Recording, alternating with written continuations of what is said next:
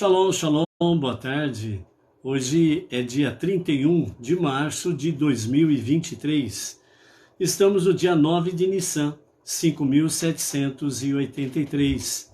É a tarde com a Torá, trazendo a paraxá da semana e a sua leitura diária.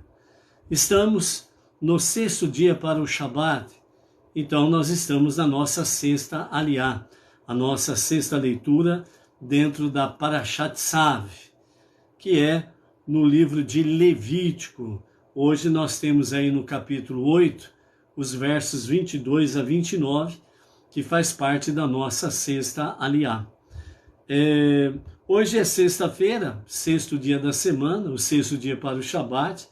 Então nós temos aí a preparação para o Shabat, o sagrado dia. E então, ao pôr do sol de hoje, vamos adentrar no sagrado dia do Shabat. Na nossa sexta aliá, na nossa sexta leitura, nós temos aí alguns assuntos para falarmos, dentre eles, principalmente sobre a questão do Shabat Hagadol, o grande Shabat, o Shabat que antecede Pesach. Então nós vamos falar sobre isso hoje e aqui. Vamos falar algumas coisas mais ainda sobre os korbanot, os sacrifícios, para podermos entender um pouco melhor toda essa questão, né? E nós vamos ter uma palavra final do nosso Rebbe Menachem Mendel, em que ele vai nos falar sobre o altar de sacrifícios interior, né? Então, o nosso altar interior. O nosso Shalom, ou melhor, o nosso Shabbat Shalom de hoje, juntamente com os familiares e todas as comunidades Bnei Noach, nós estaremos aí enviando o nosso Shabbat Shalom para as seguintes pessoas, familiares e comunidades. Gilberto Augusto, da cidade de São Miguel dos Campos, lá em Alagoas. O Vitor da Silva, da cidade de Espírito Santo, aliás, do estado de Espírito Santo, lá na capital Vitória, né? O João Bosco, ele é de Igarapé Grande, lá em Maranhão, o João Bosco. Arlan Tavares, Evanilde Santana, Webster Rabelo, de Quixadá, Ceará, o Hugo Silveira, lá do Rio de Janeiro, Meir Abrampur, Victor Minervo, São Paulo, capital, o Michel Vieira, de Portão, lá do Rio Grande do Sul, o Luciano Miranda de Oliveira, de São Gonçalo, Rio Grande do Sul, Sebastião Bustamante, da cidade de Franca, interior de São Paulo, região de Ribeirão Preto, Temos aí o José Mariano Coelho da Costa Júnior, o casal, Maria de Fátima Sato e o esposo Oswaldo Sato, lá do Japão. Temos aí também o Diego Monteiro, de Portugal. Temos aí o casal Esther e Jos, da Suíça. Temos aí o Everton Francisco Chagas, o Carlos Alves, da cidade de Arcos de Valderez, também lá de Portugal. O Toninho Medeiros, de Ribeirão Preto, São Paulo. A Gisélia Velarinho, de Cumbica, Guarulhos, Grande São Paulo aí. A Manu Almeida, lá de Jundiaí, São Paulo. A Edilene, também lá nas proximidades de Jundiaí, Baruch Hashem. Então, são esses aqui os nossos amados para o nosso Shabbat Shalom. A Malu, lá do Distrito Federal, São Sebastião, lá em Brasília também, o nosso Shabbat Shalom. A nossa leitura de hoje, ela está no capítulo 8, a partir do versículo 22 até o versículo 29, do nosso terceiro livro dos estudos de Torá, que é Levítico, Vaikra. É a continuidade da consagração de Aharon e os seus filhos, Então aqui a passagem de hoje fala a respeito do segundo carneiro que Moshe abateu para esse momento da consagração. A gordura sacrificatória, ela também é queimada, né? Da cesta de pão não levedado diante de Deus, ele tirou um bolo de pão não levedado, um bolo de pão que foi fervido e frito em azeite, e um biscoito, e ele os colocou sobre as gorduras e a perna traseira dianteira. Colocou também Moshe tudo isso nas mãos de Arão e nas mãos de seus filhos, e ele agitou-os nos movimentos prescritos, como uma oferenda agitada diante de Deus. E então Moshe tirou das mãos deles o sacrifício, e ele queimou sobre o altar, né? Como uma oferenda queimada. Então estas foram as oferendas da consagração, um aroma agradável, uma oferenda de fogo para Deus. Moshe também tomou o peito do carneiro e fez os movimentos prescritos para uma oferenda agitada diante de Deus. Esta porção pertence a Moshe, do carneiro da consagração, conforme Deus ordenou a Moshe, né? Então, isso daí. Sobre os korbanot que nós queremos aqui trazer para os amados hoje, como foi prometido no dia de ontem, né? Então, algumas coisas mais para podermos aí facilitar melhor a nossa compreensão com referência aos korbanot, né? Aos sacrifícios. Então, primeiramente, os nossos mestres trazem para nós a seguinte pergunta: o que é um korban e qual sua finalidade? Então, o que é o korban? É o sacrifício, nós precisamos diferenciar isto. E qual a finalidade, né? Então, a resposta é: o que é um korban? O korban é um sacrifício. Mas o que é um sacrifício? Nas religiões pagãs, e é aqui que está o detalhe, que as pessoas precisam compreender e olhar e enxergar a verdade. Olhar e ver de fato o que é real e o que não é real. O que é do agrado de Deus e o que não é do agrado de Deus. Então veja bem, nessa primeira pergunta aqui, o que é o korban e qual sua finalidade, então os mestres trazem, o que é o korban? O korban é um sacrifício, beleza.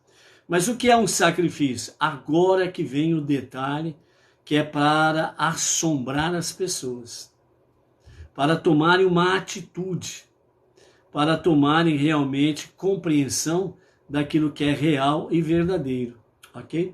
Então veja bem, mas o que é sacrifício? Então começa com a seguinte explicação: nas religiões pagãs, a destruição da vida na adoração de ídolos. No judaísmo, a elevação do mineral, do vegetal, do animal ao espiritual. Então, o que é o sacrifício?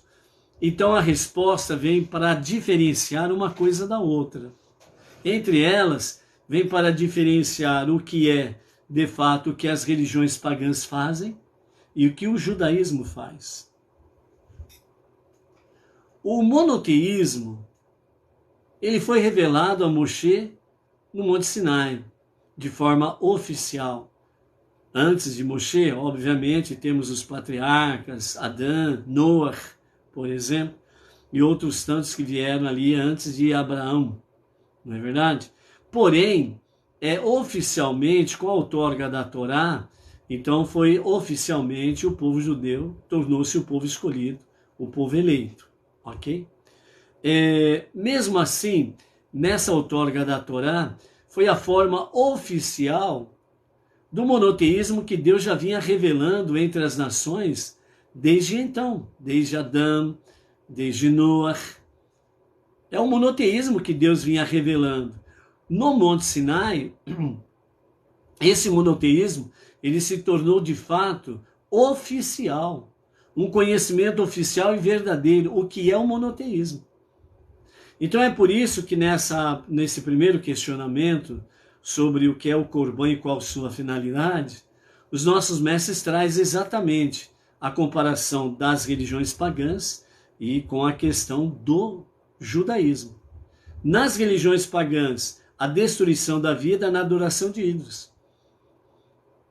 Então, nas religiões pagãs, todo e qualquer sacrifício, seja de animal, seja de pessoas humanas, é um sacrifício para a idolatria. Ponto. Qualquer sacrifício humano é idolatria. E está conectado com religiões pagãs. Somente as religiões pagãs, bárbaras de antigamente, é que cometiam o chamado sacrifício de humanos. Deus nunca pediu sacrifício humano. Deus nunca exigiu que houvesse um sacrifício humano para perdão de pecados da humanidade. Porque se o próprio Deus diz, não assassinarás, como que ele vai aceitar um assassinato como expiação de pecados? Não tem como. Então essa é a primeira grande diferença entre as religiões pagãs e o judaísmo. O judaísmo, o corban, o sacrifício, está sempre conectado com os 4 elementos do universo, que é o reino vegetal, o reino mineral, o reino animal e o reino humano.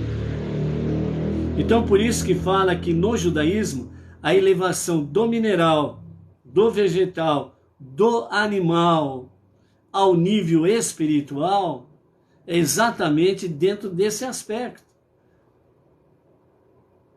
É para elevação espiritual. E o 4º elemento dos 3 aqui, mineral, vegetal e animal, o 4º elemento é o ser humano, mas não para o sacrifício. Não para ser sacrificado. Mas o ser humano, como participante ou como ofertante, aquele que leva o seu corban, o seu sacrifício para perdão de pecados, ou a gratidão a Deus, ou de oferenda de paz, etc. e tal.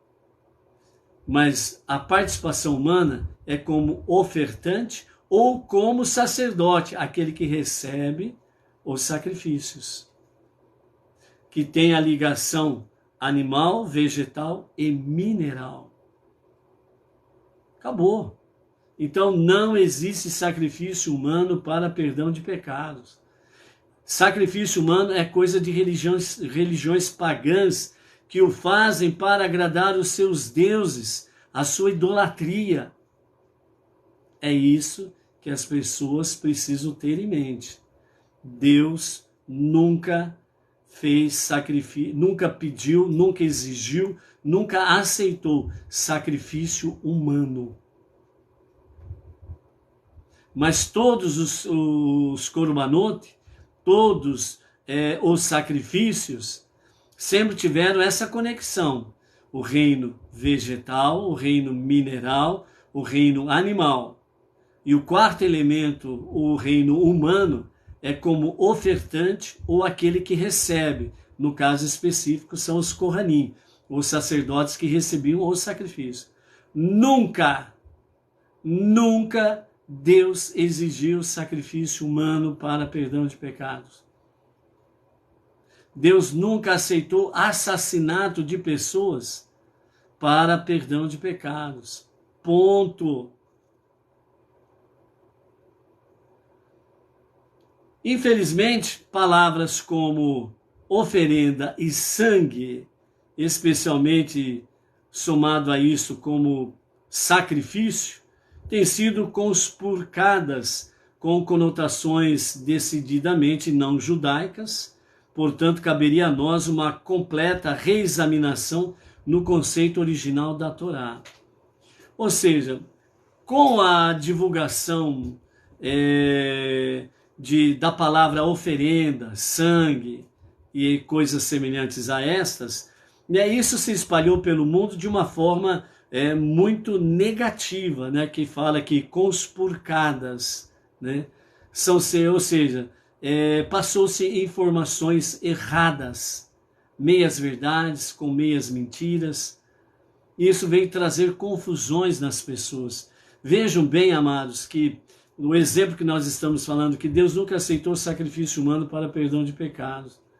Isso se materializou na mentalidade das pessoas de uma forma tão aguda, porque afinal de contas são mais de 2000 anos em que estão batendo na mesma tecla para as nações e para os povos, que Deus aceita sacrifício humano para perdão de pecados.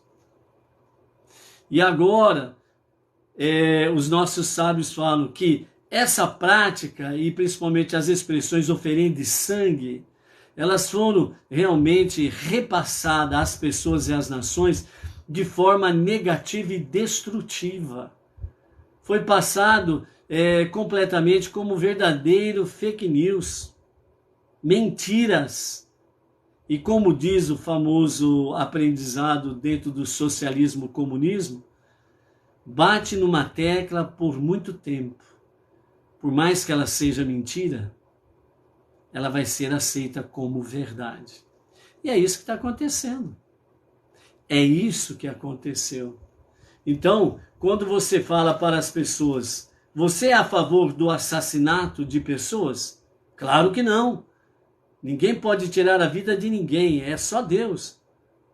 Então, como que você aceita um sacrifício de uma pessoa humana para perdão dos seus pecados? Não, mas espera aí, não é bem assim, é diferente, a história é outra, mas espera aí. O sacrifício humano para perdão de pecados foi morto, foi torturado e morto. Sim, foi, mas assim, veja bem, ele voluntariamente se entregou por amor de nós. Por amor de nós? Sendo assassinado? Onde que está escrito isso? Que Deus aceita um assassinato de pessoa humana para perdão de pecados. Em nenhum lugar está escrito que Deus aceita sacrifício humano. Mas, ficou tão bitolado com a informação errada por tanto tempo que tornou-se normal. Tornou-se normal. Então é por isso que os mestres falam aqui, devido a estas questões, é preciso uma completa reexaminação do conceito original da Torá. Ou seja, nós precisamos ter consciência exatamente dentro da originalidade da Torá, os 5 primeiros livros da Bíblia, e dentro dessa originalidade é nós aprendermos, entendermos para podermos repassar. Para podermos repassar. Você não pode esconder a verdade para si mesma. Você precisa passar para frente. Ok? Então, por isso, aprendendo ainda, o radical da palavra korban é o adjetivo karov. Então, korban, que é um sacrifício, ele está conectado com o seu adjetivo karov, E que no hebraico significa fechar, denotando sua função primária. Então, qual que é a função primária, a função mais importante do sacrifício? 2 pontos, e os mestres explicam. Aproximar de Deus o ofertante do korban. Então, Deus ele não está recebendo propriamente dito o sacrifício, o animal sacrificado. Ele está recebendo o ofertante. Porque a finalidade do korban, a finalidade do sacrifício, é aproximar o pecador de Deus. É aproximar o ofertante do soberano. É aproximar a pessoa humana do divino. Esse é o objetivo. Esse é o objetivo. Deus não está literalmente falando, ele não está olhando para o sacrifício, o animal sacrificado. Ele está olhando para o ofertante. como que está o seu coração, se ele de fato é ou não, o que fala, né, o Baal Teshuvá, né, o Senhor do arrependimento, aquele que fez Teshuvá, que fez um retorno a Deus para um verdadeiro e genuíno arrependimento. Entendeu? Continuando. Dessa forma, né, Corban está ligado ao adjetivo karov, que significa fechar, denotando sua função primária, aproximar de Deus o ofertante.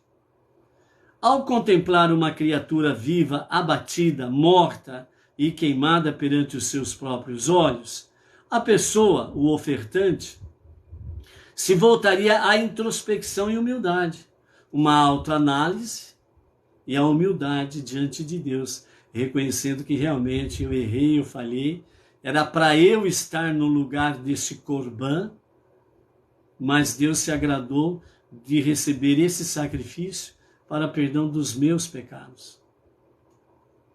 Então Deus, ele não estava pedindo sacrifício humano em nenhum momento, em nenhuma espécie. Mas sim, Deus estava usando os sacrifícios para poder aproximar a pessoa de Deus. Esse era o objetivo e é o objetivo dos sacrifícios. Então, os korbanot, os sacrifícios, somente eram trazidos na época do templo. Não tem o templo, não se faz sacrifício de animal. Havia diversos tipos de korbanot. Alguns expiavam pecados, alguns transmitiam agradecimentos a Deus e outros eram obrigatórios ou opcionais. Então tinha essas especificações, né? Expiavam pecados, né? Outros agradecimento a Deus e outros eram obrigatórios, né? E outros eram opcionais. Atualmente, os sacrifícios que são feitos para Deus são exatamente as nossas preces diárias. Como disse o profeta Oséias, sacrificaremos novilhos de nossos lábios. Ou seja, o fruto dos nossos lábios, segundo o profeta Oséias, ou Oséias, capítulo 14, verso 3, ele diz, sacrificaremos novilhos de nossos lábios. Ou seja, os nossos sacrifícios são os frutos dos nossos lábios. Aí é que está a questão. Então, por isso, as nossas preces diárias são importantes para isso. A nossa techuvá diária é importante para isso. Os estudos da Torá e as 7 leis de Noé são importantes para isso. A Tzedakah é importante para isso. Ou seja, o que substitui os korbanot, né, da época do templo, são exatamente estas coisas. A nossa prece diária é a fundamental, entendeu? Então, em nosso tempo, não sacrificamos nem trigo ou ovelhas. Ou seja, não tinha... no nosso tempo, né? Ou seja, depois da destruição do templo, não tem sacrifícios de trigos ou ovelhas, mas sacrificamos, né, nossos ímpetos terrenos e animalescos. Então, quais são os nossos sacrifícios? Da nossa alma animal. Eu quero isso, eu quero aquilo. Eu bato o pezinho, eu quero. Entendeu? Que nem uma geração de Nutella que nós temos aí, né? Quando o pai e a mãe falam não, berra que nem cabrito aguenta de ouvir os berros que aquela criança dá, até foge, né? E aí os pais, para fazerem a criança parar de berrar, de gritar, né? Acaba dando o que ele pediu. Então essa é a questão, que nós precisamos estar conectados sem sombra de dúvidas, né? Você é uma geração Nutella ou você é um casca grossa, por assim dizer? Casca grossa significa o teu corpo físico, que é uma kelipá, é uma casca. Casca grossa significa você é que fica fazendo mimimi, é aquele que fica chorando, tem que pegar no colinho, tem que pegar na mãozinha. Como que é? Então é você que precisa saber responder estas questões, ok? Mas o objetivo é que depois da destruição do segundo templo, que só ficou o muro, conhecido como Muro das Lamentações, que é o Kotel, né? Então, para esse tempo, para o nosso tempo, os nossos sacrifícios são nossos ímpetos terrenos e animalescos, né? Então, onde que nós precisamos purificar as nossas almas para que nós possamos aí estarmos firmes na nossa jornada monoteísta. Contrário ao equívoco popular, a instituição do sacrifício não era uma substituição do arrependimento no judaísmo, né? Então, aqui também os mestres falam, ó, o perdão, ele não está conectado com sacrifício como substituição do arrependimento. Não tem nada de substituição. Não tem nada que alguém vai morrer por você para que você obtenha perdão de pecado. Então é fácil, né? Você pecou, pintou 7, aí apresento para você aí entre aspas, um salvador da pátria. Ó, ele já fez tudo por você. Ele morreu por você para te dar perdão de pecado. Pô, então se ele morreu por você para te dar perdão de pecados, por que você precisa pedir perdão de pecados se ele fez tudo para você?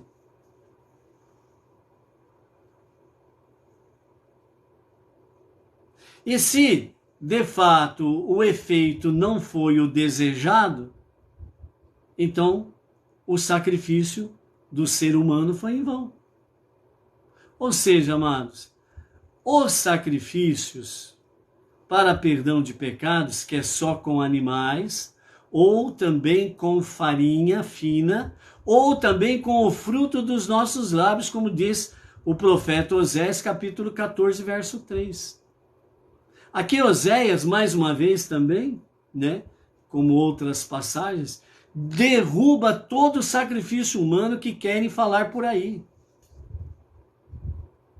Porque o profeta Oséias fala bem claro que o nosso sacrifício para perdão de pecados são os frutos dos nossos lábios. Quais são os frutos dos nossos lábios? A nossa confissão a Deus. Não precisa confessar para mais ninguém. A nossa conversação com Deus, falando exatamente dos nossos erros, falhas, pecados, iniquidades, e com a verdadeira techuvá, o retorno a Deus para um genuíno e verdadeiro arrependimento, ou seja, eu não vou fazer mais essa porcaria, é aí que se obtém o perdão de pecados. Não é ninguém que levou nas suas costas os seus pecados, não. Se você não tem arrependimento de pecado, não há perdão. E se você acredita no sacrifício humano para perdão de pecados, e você continua pecando e pedindo perdão, então o sacrifício daquele ser humano foi em vão. Porque você continua pecando. Aliás, se você fizer uma análise mais fria, mais calculista, você vai ver que os maiores pecados da comunidade foi em nome desse personagem que foi morto e diz que depois ele ressuscitou no 3º dia. Os maiores crimes da humanidade foram feitos em nome dele. Ué, se é para perdão de pecados, por que assassinar tantos milhões de pessoas por aí afora vai? Entendeu? Quem é inteligente entende. Então, por isso, amados, o princípio mais fundamental do sacrifício no templo era a contrição por parte daquele que trazia a oferenda, que era exigida a sua confissão oral diante do Kohen, diante do sacerdote. A tal ponto que, se a pessoa não passasse por uma profunda mudança no coração, o sacrifício de nada valia. Não importa o que a pessoa ofertasse. O corban, o sacrifício, não era tanto para Deus quanto para a pessoa. Assim como a prece e a caridade não é mais para o ofertante do que para o recebedor. Aliás, são mais para o ofertante do que para o recebedor.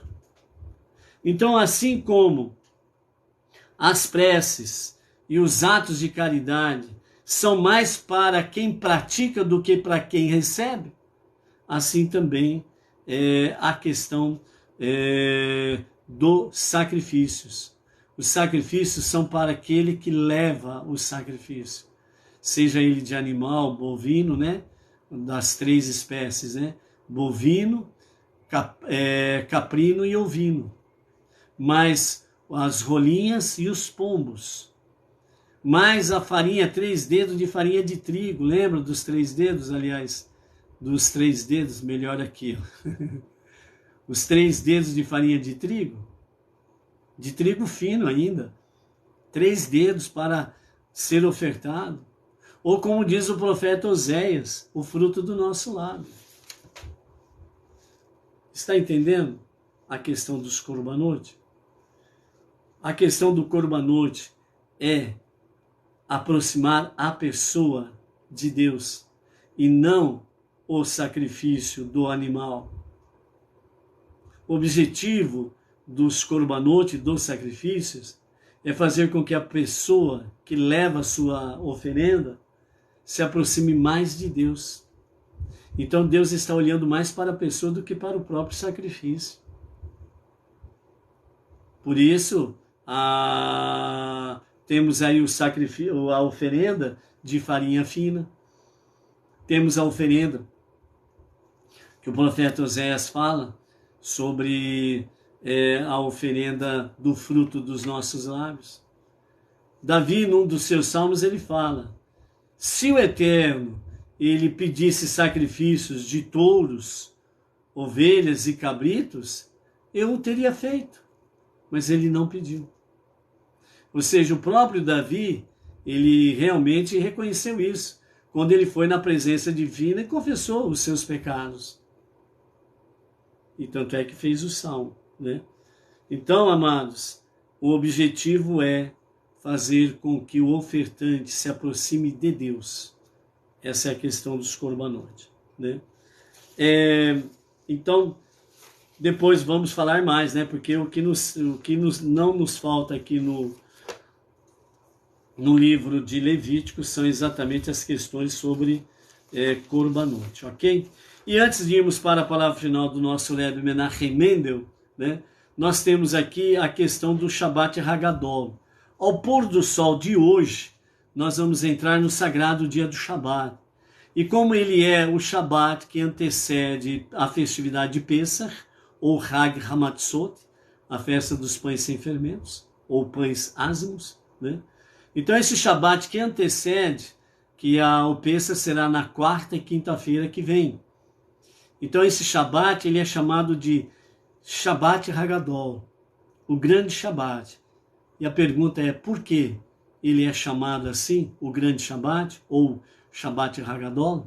Então os nossos mestres, eles falam aqui algumas razões pelas quais se dá este nome, Shabbat Hagadol. Milagrosamente, Deus salvou os judeus das mãos dos egípcios, que queriam matá-los por ter usado seus deuses, os cordeiros, para sacrifícios. Como esse milagre aconteceu no Shabat, antes de Pesach, ficou sendo chamado de Shabbat Hagadol.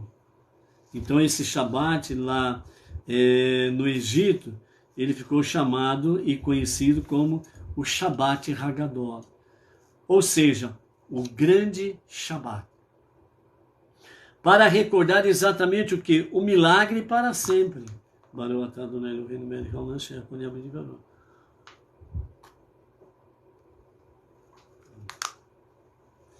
Então, qual que é o milagre aqui? O milagre foi que quando o povo judeu sacrificou a idolatria do Egito, o cordeiro não foi sacrifício para pecado. O cordeiro foi o sacrifício para destruir a idolatria. E quando o povo judeu assim o fez, ele tinha diante deles todo o aparelho das forças armadas egípcias contra eles. Eles tinham todo o povo contra eles, porque eles estavam sacrificando uma das suas divindades, o cordeiro. Então, nesse aspecto aqui, o povo egípcio e os próprios exércitos do faraó não se insurgiram contra o povo judeu. Isso foi um grande milagre que aconteceu. E outro milagre maior ainda foi que aquela geração, quando fez o sacrifício do cordeiro, eles estavam ali declarando abertamente que a partir daquele momento o Cordeiro Santo, o Cordeiro que era tido como uma divindade, um Deus, não teria mais efeito nenhum na vida deles. E eles sacrificaram o Cordeiro. Entendeu? Então, esse grande milagre da não insurgência dos exércitos do faraó e do próprio povo contra o povo judeu, foi um grande milagre que aconteceu naquele dia, nesse tempo.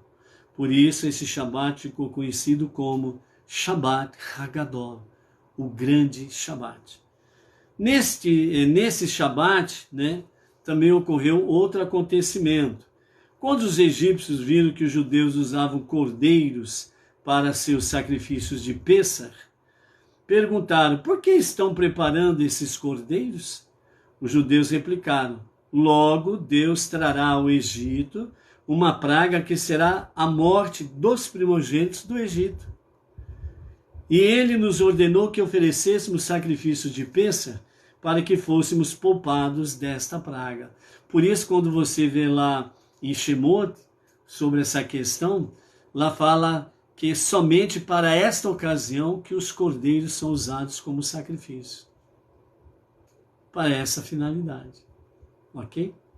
Então, quando o povo egípcio ouviu que realmente logo Deus traria a morte dos primogênitos, então eles se apavoraram. E aí o que aconteceu? Os primogênitos egípcios que escutaram tudo isso, eles correram aos seus pais e também ao faraó. E também disseram ao faraó: deixe os judeus partirem em liberdade. É o que nós exigimos. Não queremos perder a vida por causa de uma praga. Os pais e o faraó se negaram. E por essa razão os primogênitos desembainharam suas espadas. Sobreveio uma batalha na qual muitos egípcios perderam a vida. E para recordar este fato, chamamos ao Shabat em que isso aconteceu, Shabat Hagadol, o grande Shabat. Então o Shabat Hagadol também pôde reunir-se. O Shabat Hagadol também ele pode ser traduzido como o Shabat dos grandes, que é chamado de Shabat Shabbatot, né? O Shabat dos grandes. Até agora, os judeus haviam sido como crianças pequenas, pois nunca haviam cumprido uma mitzvah, um mandamento, um preceito. E nesse Shabat, porém, cumpriram sua primeira mitzvah, a preparação de um cordeiro para o Corban de Pêssar. Este foi o começo da observância das mitzvot, dos mandamentos, em um certo sentido. Agora tornavam-se grandes, como o menino no dia do seu Bar Mitzvah, né? Então, quando o menino completa 13 anos, ele faz o seu Bar Mitzvah, então ele assume a sua identidade adulta espiritual, né? Ou seja, a partir dos 13 anos, ele responde por todas as questões espirituais. O que ele fez, o que ele não fez. Se ele tem culpa ou não, é ele que vai responder. E como palavra final do nosso Rebbe Menachem Mendel, o tzadik da nossa geração, o justo da nossa geração, ele nos fala com referência a essa passagem, o altar de sacrifício interior. Todos os procedimentos em relação aos sacrifícios aludem aos processos psicológicos internos que temos que atravessar para nos aproximarmos de Deus. A palavra sacrifício, como já vimos aí, korban, ela significa aproximar-se também.